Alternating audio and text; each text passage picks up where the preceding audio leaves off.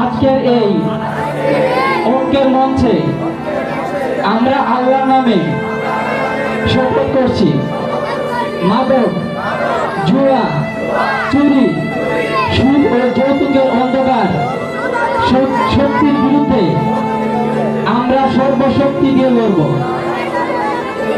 শিক্ষা, নৈতিকতা, ভ্রাতৃত্ব ও শান্তির পতাকা উঁচু করে সমাজকে আলোকিত করব।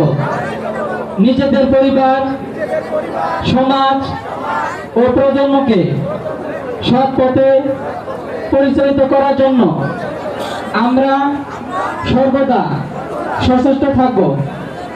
সত্য, ন্যায় ও নৈতিকতার পথে থেকে আমরা হব পরিবর্তনের অগ্রদূত। হে আল্লাহ, আমাদের এই অঙ্গীকার কবুল করুন এবং দৃঢ়তায়